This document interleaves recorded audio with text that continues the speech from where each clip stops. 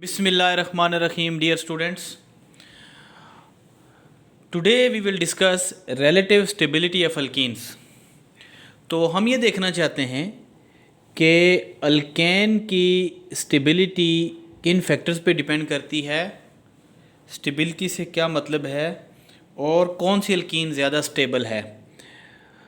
ज़्यादा स्टेबल से मुराद ये है कि which is less reactive, which alkene is less reactive, which is less reactive। तो हम ये चेक करना चाह रहे हैं।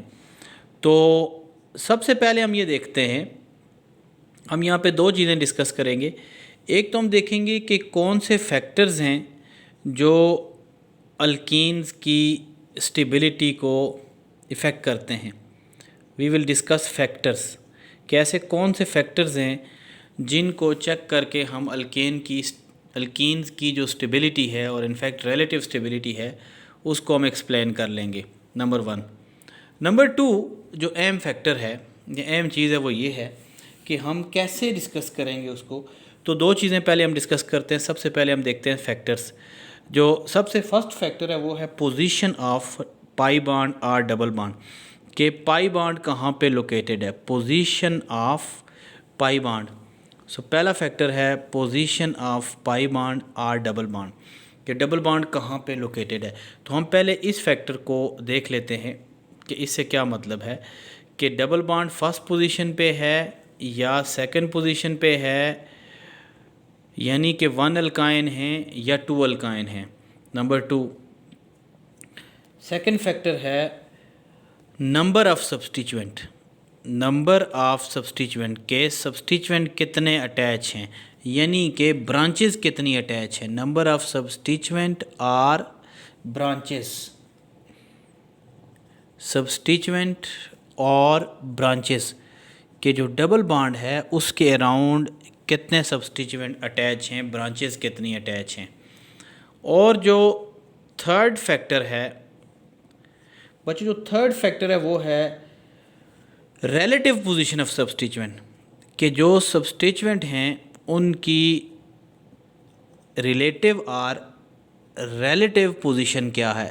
रिलेटिव पोजीशन ऑफ सब्स्टिट्यूएंट, के जो सब्स्टिट्यूएंट हैं वो कहाँ कहाँ अटैच हैं। अब ये जो तीन फैक्टर्स हैं इनके ऊपर डिपेंड करती है स्टेबिलिटी ऑफ अल्कीन्स। जिन अल्कीन्स में डबल बॉन्ड की पोजीशन फर्स्ट कार्बन पे है उनकी स्टेबिलिटी और होती है, जिनमें सेकंड कार्बन पे है उनकी स्टेबिलिटी और होती है। सिमिलरली जिनमें सब्स्टिट्यूएंट ज़्यादा होते हैं उनकी स्टेबिलिटी और होती है, जिनमें सब्स्टिट्यूएंट कम होते हैं उनकी स्टेबिलिटी और होती है, और रिलेटिव पोजीशन पे भी डिपेंड करता है। हम रिलेटिव स्टेबिलिटी को डिस्कस करने के लिए हम क्या करेंगे कि हम हीट ऑफ हाइड्रोजनेशन को चेक करते हैं। सो heat of hydrogenation helps, heat of hydrogenation helps in finding out the relative stability of alkene। तो heat of hydrogenation से मुराद क्या है, डेल एच एच। तो इसकी मदद से हम चेक कर लेते हैं हीट ऑफ हाइड्रोजनेशन। जो डिफरेंट अल्कीन्स होती हैं उनकी हीट ऑफ हाइड्रोजनेशन डिफरेंट होती है। जिस अल्कीन से यानी ये जो हीट ऑफ हाइड्रोजनेशन है, हीट ऑफ हाइड्रोजनेशन ये इन्वर्सली रिलेटेड है स्टेबिलिटी ऑफ अल्कीन के, यानी जितनी हीट ऑफ हाइड्रोजनेशन कम होगी, जितनी हीट ऑफ हाइड्रोजनेशन कम होगी अल्कीन की रिलेटिव स्टेबिलिटी उतनी ज़्यादा होगी। सो हम बारी बारी कुछ अल्कीन्स को चेक करेंगे कि डिफरेंट अल्कीन्स जो हैं वो डिफरेंट हीट ऑफ हाइड्रोजनेशन देंगी जब उनको हम क्या करते हैं, ऑक्सीडाइज़ करते हैं। हीट ऑफ हाइड्रोजनेशन भी हम ले सकते हैं और हीट ऑफ कंबस्चन भी हम ले सकते हैं। हीट ऑफ हाइड्रोजनेशन भी और हीट ऑफ कंबस्चन भी हम ले सकते हैं। Heat of combustion, heat of combustion, combustion का भी यही रिलेशनशिप है, इनवर्स रिलेशनशिप है, हीट ऑफ कंबस्चन। अब हीट ऑफ कंबस्चन क्या होती है, heat of combustion is del H C, कि जो 1 मोल अल्कीन है उसको अगर हम फ्री सप्लाई ऑफ ऑक्सीजन में कंबस्ट करें तो उसको हीट ऑफ कंबस्चन कहते हैं। सो हीट ऑफ कंबस्चन ले लें या हीट ऑफ हाइड्रोजनेशन ले लें, दोनों से हम इसको डिस्कस कर सकते हैं। सो हम 4 डिफरेंट अल्कीन्स अगर ले लें और चारों में कार्बन सेम हो, चारों सेम प्रोडक्ट बनाएंगे। सो मैं 4 अल्कीन्स लिख रहा हूँ। सबसे पहले अल्कीन नंबर 1 है CH3 single bond CH2, CH2 double bond CH2। इस अल्कीन का नाम है 1 ब्यूटीन। अब देखें कार्बन फर्स्ट कार्बन पे है, डबल बॉन्ड फर्स्ट कार्बन पे है तो 1 ब्यूटीन। उसके बाद हम 2 ब्यूटीन लेंगे। तो आइसोमरिज्म का टॉपिक हम डिस्कस भी करेंगे और हमें वैसे भी पता है कि जब 2 सिमिलर ग्रुप डबल बॉन्ड के एक साइड पे हों तो उसको हम सिज कहते हैं। तो इसको अगर आप देखें तो ये कौन सी है, सिज 2 ब्यूटीन। एक तो ये 2 ब्यूटीन है, दूसरा क्या है, ये सिज है। नंबर 3 इसमें ट्रांस पोजीशन पे है CH3 सिंगल बॉन्ड, फिर सिंगल बॉन्ड, डबल बॉन्ड, और ये देखें ये H एंड CH3। ये जो अल्कीन है इसको हम कहते हैं ट्रांस 2 ब्यूटीन। और उसके बाद जो थर्ड अल्कीन है जिसको हम ले लेते हैं वो भी ब्यूटीन है, और वो ब्यूटीन क्या है, 2 मिथाइल प्रोपीन या उसको आइसोब्यूटाइलिन भी कह लेते हैं। इसका क्या नाम है, आइसोब्यूटाइलिन, आइसोब्यूटाइलिन, ब्यूटाइलिन। अगर हम इन सब अल्कीन्स की क्या करें, कंबस्चन करें, सब अल्कीन की कंबस्चन करें, यानी अगर हम इन सब को क्या करें, बर्न करें, किसकी मौजूदगी में बर्न करें, ऑक्सीजन की मौजूदगी में, यानी 6 मोल ऑक्सीजन अगर हम यूज़ करें तो इन सब अल्कीन्स में जो प्रोडक्ट बनेंगे वो सेम बनेंगे। सब में 4 कार्बन है, लिहाजा 4 मोल बनेंगे कार्बन डाइऑक्साइड के, और सब में 8 हाइड्रोजन है, लिहाजा सब के अंदर क्या बनेंगे, 4 मोल किसके बनेंगे, वाटर के बनेंगे। आप इस चीज़ का अंदाज़ा लगा सकते हैं कि ये बेसिकली C4H8 है। तो C4H8 को जब 6 मोल ऑक्सीजन के साथ हम बर्न करेंगे तो इनसे जो पैदा होने वाले कार्बन डाइऑक्साइड के मोल्स होंगे वो 4 होंगे, और जो वाटर के मोल्स होंगे वो भी कितने मोल्स होंगे, 4 मोल्स इसके बनेंगे। लिहाजा ये होगी बैलेंस इक्वेशन। इसका मतलब है इन सब में से सब की कंबस्चन से प्रोडक्ट सेम बनेगा, मगर जो चीज़ डिफरेंट बनेगी वो क्या होगी। अगर हम 1 ब्यूटीन ले लें तो 1 ब्यूटीन से जो हीट ऑफ कंबस्चन प्रोड्यूस होगी, that heat of combustion is 2719 kilo joule per mole, यानी कि ये मोल पैदा होगा। जो सिस ब्यूटीन है, सिस ब्यूटीन से जो हीट ऑफ कंबस्चन होगी, that heat of combustion is 2712 kilo joule per mole जो हीट है वो क्या होगी, रिलीज़ होगी। उसके बाद जो तीसरी ब्यूटीन है जो कि ट्रांस ब्यूटीन है, ट्रांस ब्यूटीन में अगर आप देखें तो ट्रांस ब्यूटीन में जो हीट ऑफ कंबस्चन है डेल HC वो मज़ीद कम होगी, और वो कितनी होगी, 2707 किलो जूल पर मोल। और उसके बाद जो कि आपकी आइसोब्यूटाइलिन है, आइसोब्यूटाइलिन से जो हीट ऑफ कंबस्चन होगी, that heat of combustion is 2703 kilo joule per mole heat जो है वो रिलीज़ हुई है। तो अब यहाँ पे देखें कि जो 1 ब्यूटीन है, 1 ब्यूटीन की जब हम कंबस्चन कर रहे हैं तो 1 ब्यूटीन की कंबस्चन से जो हीट रिलीज़ हो रही है वो 2719 हो रही है। जो सिस 2 ब्यूटीन हम ले रहे हैं इससे जो हीट रिलीज़ हो रही है वो कितनी हो रही है, 2712 हो रही है। जो ट्रांस 2 ब्यूटीन है इससे जो हीट रिलीज़ हो रही है वो 2707 हो रही है, और आइसोब्यूटाइलिन से कितनी हो रही है, 2703 हो रही है। इसका मतलब है हीट ऑफ कंबस्चन इन सब से डिफरेंट हो रही है।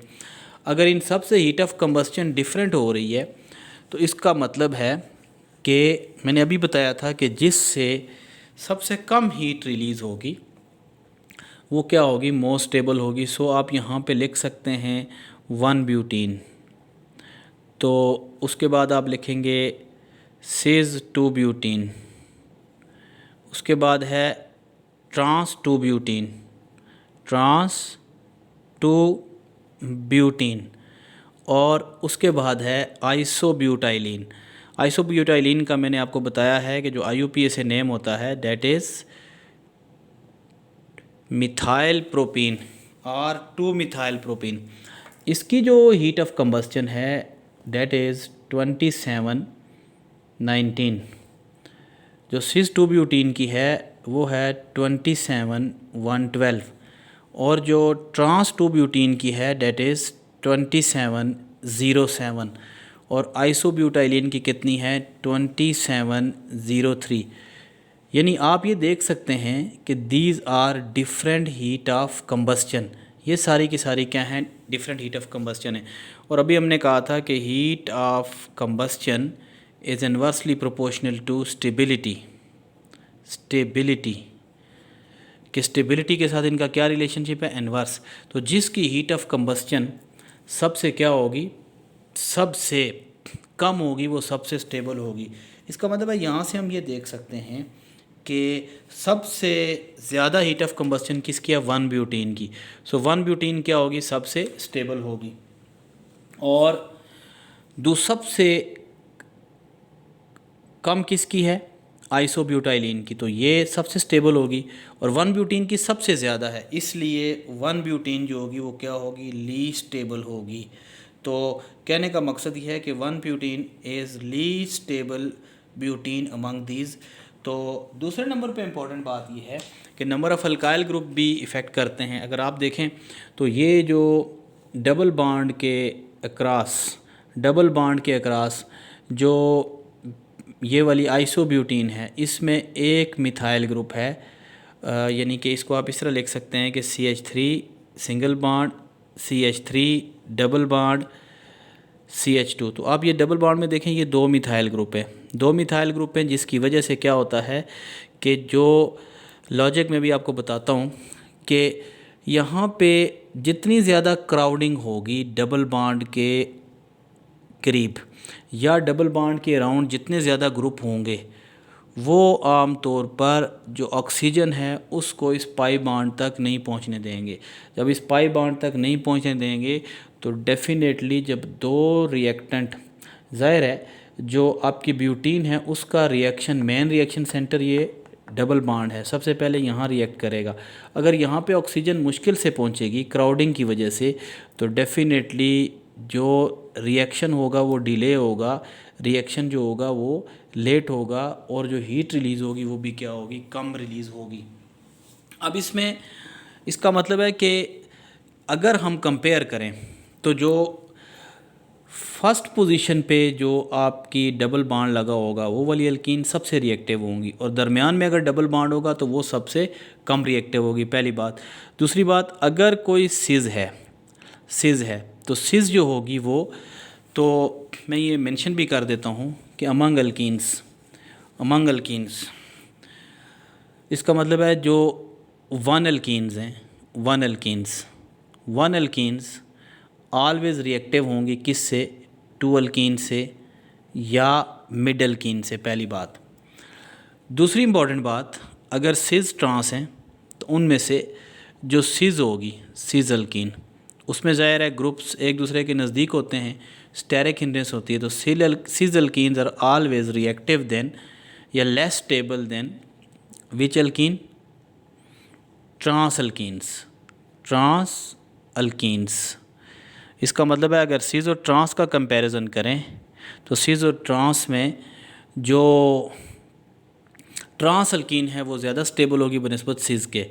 और तीसरे नंबर पे जो आपकी ब्रांच्ड अल्कीन्स होंगी, ब्रांच्ड अल्कीन्स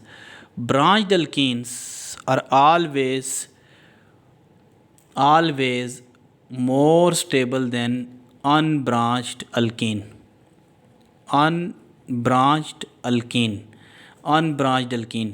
तो इसका मतलब है कि जो अनब्रांच्ड अल्कीन। ऊपर वैसे मैंने ये लिखा है कि 1 अल्कीन्स जो होगी वो क्या होगी, लेस स्टेबल होगी 2 अल्कीन से। सिस जो होगी लेस स्टेबल होगी 2 से। तो इसमें भी मैं लेस स्टेबल को पहले लिख देता हूँ, यानी अनब्रांच ज़्यादा रिएक्टिव होगी और कम स्टेबल होगी किससे, ब्रांच के मुकाबले में। तो हम इनके कुछ एमसीक्यू डिस्कस करते हैं जो अक्सर एंट्री टेस्ट में आ जाते हैं या बोर्ड के पेपर्स में आ जाते हैं, ईटा या एमकैट में आ जाते हैं, इवन किसी भी एग्ज़ाम में आ सकते हैं। तो for example which is most stable alkyne. तो यहाँ पे हम 4 अल्कीन्स लिखेंगे, ठीक है। चारों का हम फार्मूला लिख देते हैं या नाम लिख देते हैं। First one is cis 2 butene. Second one is trans 2 butene. Third one is propene and the fourth one is ethene. अब आप इसमें देखें, जो ईथीन है, ईथीन में जो अगर आप कंपैरिजन करें तो ईथीन में नंबर ऑफ़ सब्स्टिट्यूएंट हैं ही नहीं और जो पाई बॉन्ड है वो बिल्कुल एक्सपोज है। प्रोपीन को अगर आप देखें तो प्रोपीन में भी सेम सिचुएशन है। इसका मतलब है इसमें से भी हीट ऑफ हाइड्रोजनेशन जो होगी वो डिफरेंट होगी, इसकी भी डिफरेंट होगी। अब अगर हम सिस 2 ब्यूटीन और ट्रांस 2 ब्यूटीन का कंपैरिजन करें, सिस और ट्रांस का, तो इसमें आपको बताया था कि जो ट्रांस ब्यूटीन होती हैं वो क्या होती हैं, उनमें ग्रुप दूर होते हैं, इसलिए ट्रांस ब्यूटीन जो होंगी वो क्या होंगी, ज़्यादा स्टेबल होंगी। इसलिए यहाँ पर जो ऑप्शन बनेगी वो कौन सी बनेगी, ऑप्शन बी बनेगी। अच्छा, अब एक और MCQ देखें। सपोज़ हमारे पास ये क्वेश्चन है कि which is most reactive alkyne. कौन सी अल्कीन जो है वो क्या है, मोस्ट रिएक्टिव अल्कीन है। तो इसमें हम ब्रांचिंग की बात करेंगे या हम पोजीशन ऑफ डबल बॉन्ड की बात करेंगे। First one is this one, CH double bond and CH2. Second one is CH3, CH double bond, CH3. Third one is CH3 double bond, CH2. And the fourth one is none of these. अब इसमें आपने ये concept लिया था कि position of double bond के ऊपर भी इफेक्ट करता है, और आपने ये बात पढ़ी थी कि जो 1 अल्कीन्स होती हैं, 1 अल्कीन्स जो होती हैं वो ज़्यादा रिएक्टिव होती हैं 2 अल्कीन्स के मुकाबले में। यानी जो 1 अल्कीन्स हैं वो 2 अल्कीन्स के मुकाबले में ज़्यादा रिएक्टिव होती हैं, और जो ज़्यादा रिएक्टिव होती हैं वो क्या होती हैं, कम स्टेबल होती हैं। सो अगर आप देखें तो ये 1 अल्कीन है, ये 2 अल्कीन है, ये भी 1 अल्कीन है, लेकिन इस 1 अल्कीन में क्या है, ब्रांच है। जो थर्ड वाली है ये भी 1 अल्कीन है, लेकिन इसमें ब्रांच है। तो ब्रांच होने की वजह से ये वाली जो होगी वो ये क्या होगी, ये लेस रिएक्टिव होगी और मोस्ट स्टेबल होगी। तो हमने यहाँ पे देखना है कि मोस्ट रिएक्टिव कौन सी है, सबसे ज़्यादा रिएक्टिव कौन सी। तो सबसे ज़्यादा रिएक्टिव क्या होगी, 1 अल्कीन और जो अनब्रांच्ड है। तो इसमें ये तो हम निकाल देंगे, इसलिए कि ये तो कम रिएक्टिव होगी क्योंकि ये ब्रांच है। तो अनब्रांच का कंपैरिजन करें तो अनब्रांच में जो 1 है वो ये वाली है, सो ये क्या होगी, ज़्यादा रिएक्टिव होगी। अच्छा, अब इसमें एक और चीज़ है, हमने एक चीज़ और भी देखी है। अगर कोई कंजुगेटेड अल्कीन हो तो फिर क्या करेंगे।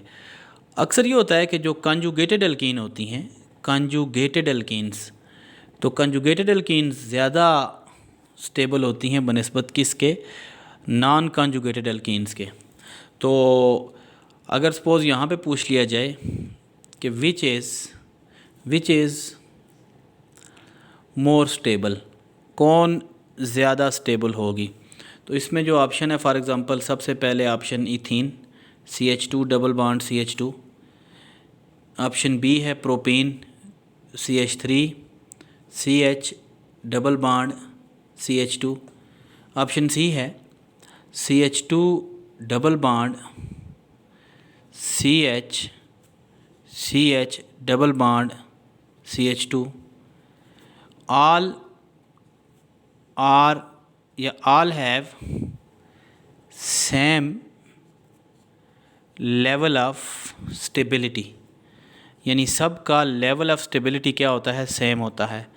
तो क्या सब का लेवल ऑफ स्टेबिलिटी सेम होगा? तो सब का लेवल ऑफ स्टेबिलिटी इसलिए सेम नहीं होगा। जो कंजुगेटेड एल्कीन्स होती हैं वो क्या होती हैं, मैंने कहा था ज़्यादा स्टेबल होती हैं। सो कंजुगेशन क्या होती है? कंजुगेशन ये होती है कि पाई बॉन्ड्स, दो पाई बॉन्ड्स के दरमियान में अगर एटलीस्ट एक सिग्मा बॉन्ड हो तो वो कंजुगेटेड एल्कीन्स होती हैं। सो ये जो पहले वाली है ये भी अनकंजुगेटेड एल्कीन है, दूसरे वाली जो है ये भी अनकंजुगेटेड एल्कीन है। सो इनमें सबसे ज़्यादा स्टेबल क्या होगी? ऑप्शन सी होगी। अगर इन दोनों का कंपैरिजन करें तो इन दोनों में स्टेबल कौन सी होगी? प्रोपीन ज़्यादा स्टेबल होगी। उसकी वजह ये है कि इसके अंदर अगर आप देखें तो ये जो ब्रांच है इसमें तो एक ब्रांच लगी हुई है, जबकि इन दोनों में कोई ब्रांच नहीं है। सो यहाँ पे क्या होगी? ऑप्शन सी क्या होगी? ज़्यादा स्टेबल होगी। अच्छा, अब हम अगर किसी साइक्लिक एल्कीन को देख लें तो साइक्लिक एल्कीन में which one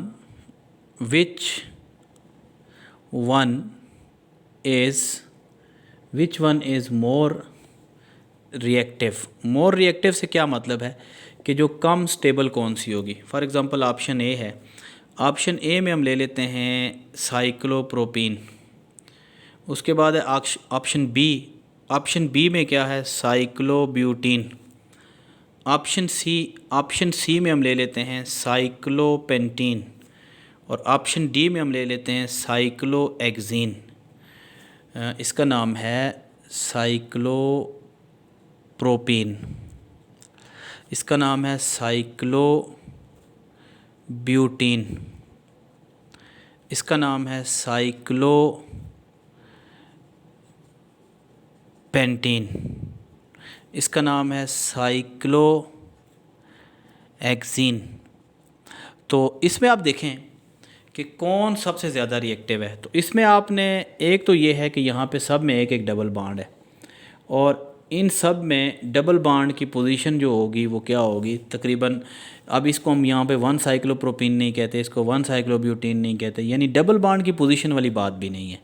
उसके बाद नेचर ऑफ सब्स्टिट्यूशन वाली बात भी नहीं है और उसके बाद relative position of double bond की बात नहीं है। तो यहाँ पे एक ही फैक्टर है, वो है स्टेरिक हिंड्रेंस या एंगल स्ट्रेन।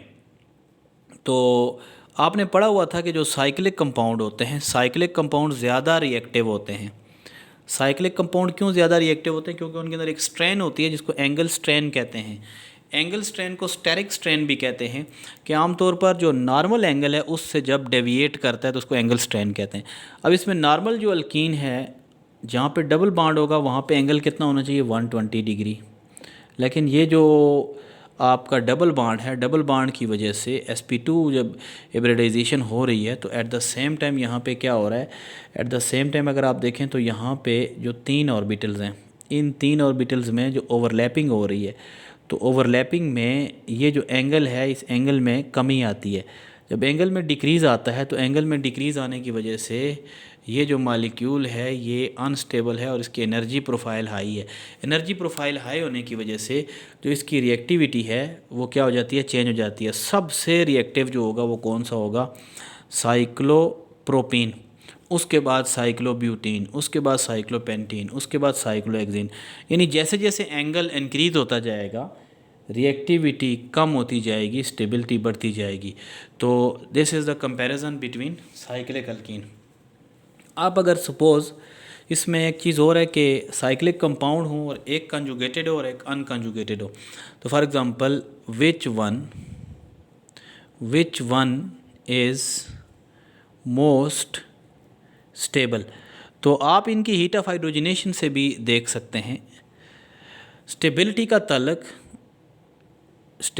ताल्लुक कंजुगेशन या रेजोनेंस से ज़्यादा, जिसमें रेजोनेंस ज़्यादा होगी उसके अंदर कंजुगेशन ज़्यादा होगी। फॉर एग्ज़ाम्पल अगर हम 6 कार्बन ले लें, दिस इज़ साइक्लोएक्जीन। उसके बाद ऑप्शन बी है, ऑप्शन बी है साइक्लोहेक्साडाइइन, साइक्लोहेक्साडाइइन। और ऑप्शन सी है साइक्लोहेक्साट्राइइन, जिसको आप बेंजीन से मिलता जुलता भी कह सकते हैं। और यहाँ पे आप ऑप्शन ले सकते हैं नन ऑफ दीज, ठीक है। या इस तरह करते हैं कि नन ऑफ दीज के बजाय हम यहाँ पे साइक्लोप्रोपीन लेते हैं। तो इसका मतलब है सबसे पहले तो हम देखते हैं कि लीस्ट स्टेबल कौन है। तो इन सब में अगर आप देखें तो लीस्ट स्टेबल क्या होगा आपका साइक्लोप्रोपीन। तो यहाँ पे वो पूछ रहे हैं मोस्ट स्टेबल कौन सा होगा। अब इसमें देखें तो बाकी ये तीनों साइक्लिक हैं, इसमें एक डबल बॉन्ड है, इसमें दो डबल बॉन्ड है, इसके तीन डबल बॉन्ड है। जब अगर हम इनकी हीट ऑफ हाइड्रोजिनेशन देखें तो हीट ऑफ हाइड्रोजिनेशन जो होगी सबसे कम जो रिलीज़ होती है वो किससे होती है, आपकी साइक्लोहेक्साट्राइइन से होती है। यानी इसको हम क्या कह सकते हैं, साइक्लो इसलिए कि साइक्लिक कंपाउंड है, हेक्सा इसलिए कि इसमें 6 कार्बन हैं, और उसके बाद हम इसको लिख देते हैं ट्राई, क्योंकि 3 क्या हैं, ईन है, पाई बॉन्ड है। तो साइक्लो का मतलब है साइक्लिक स्ट्रक्चर है, हेक्सा का मतलब है 6 कार्बन है, ट्राई का मतलब है 3 है, क्या है, पाई बॉन्ड यानी कि ईन। तो इसके अंदर क्या है, इसके अंदर रेजोनेंस है, इसके अंदर क्या है, रेजोनेंस। तो इसके रेजोनेटिंग स्ट्रक्चर भी ज़्यादा हैं। सो जितना रेजोनेंस ज़्यादा होगा उतनी स्टेबिलिटी ज़्यादा होगी, जितनी रेजोनेंस ज़्यादा होगा या जितना कॉन्जुगेशन ज़्यादा होगी उतनी स्टेबिलिटी ज़्यादा होगी। सो इस वजह से देखा जाए तो यहाँ पे जो ऑप्शन सी है that is the correct option. तो that is about relative stability of alkene and related MCQs which can come across in different papers of anti-test or in board exams.